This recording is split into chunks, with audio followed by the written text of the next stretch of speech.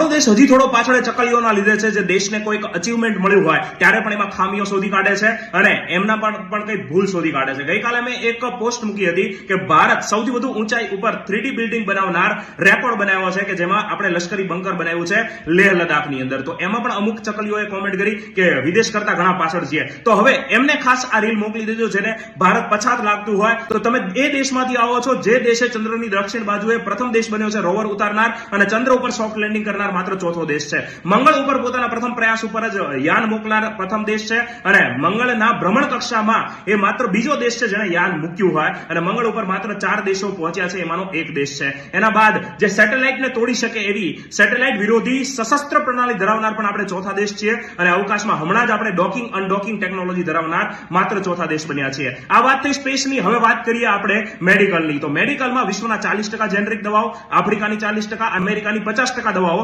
આપણે મોકલીએ છીએ. વિશ્વમાં બીજા નંબરે સૌથી વધુ રસીનું ઉત્પાદન ભારતમાં થાય છે.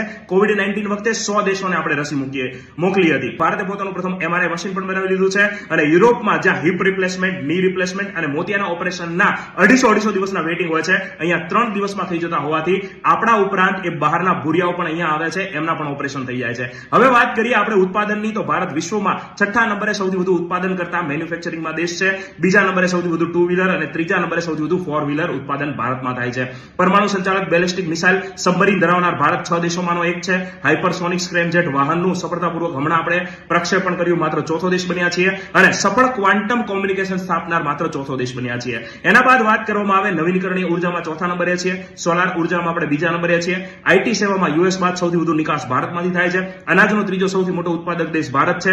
ઘઉં, ચોખા, શાકભાજી અને ફળોના ઉત્પાદનમાં ચીન બાદ ભારત બીજા નંબરે આવે છે અને ડિજિટલ પેમેન્ટમાં ચીન બાદ આપણે સૌથી વધુ 10 અબજ દર મહિને ટ્રાન્ઝેક્શન થાય છે. આપણું યુપીઆઈ મોડલ ફ્રાન્સ, યુએ અને સિંગાપોર પણ અપનાવી રહ્યા છે. ફિલ્મમાં સૌથી વધુ ફિલ્મનું નિર્માણ ભારતમાં થાય છે અને કમાણીમાં સૌથી વધુ બીજા નંબરે ભારત છે. અને ખાસ ભારતમાં સૌથી સસ્તું ઇન્ટરનેટ મળે છે, માત્ર $0.17 પર જીબી. અમેરિકાની અંદર આ $6 પર જીબી છે, ચીનની અંદર 0.27 થી 0.41 અને વૈશ્વિક સરેરાશ $3 છે. એટલે કે દુનિયાના 95% સસ્તું આપણે ત્યાં ઇન્ટરનેટ મળે છે. અને આ જ ઇન્ટરનેટનો ઉપયોગ કરીને અમુક ચકલીઓ જ્યારે ગાળો દે છે ત્યારે મારો પિત્તો હટી જાય છે, કારણ કે આ સેના ઉપરથી આવું બધું બોલે છે. ચીનની અંદર અમુક એમના કરતા થોડીક હાયર ચકલીઓ હોય છે, એ વિડીયો બનાવતી હોય છે કે જો ચીન કેટલું આગળ છે, પરંતુ એ નથી જોઈ શકતા કે ચીનકાઓ કેટલું મહેનત કરે છે. અને આપણે જે અમે 25 સિદ્ધિઓ માત્ર ગણાવી છે આપણી, એ આપણા ભારતીય વૈજ્ઞાનિકો, સંશોધકો, નાનાથી લઈને મોટા લોકોએ જ્યારે એમાં મહેનત કરી ત્યારે એ આપણે આગળ આવ્યા છીએ.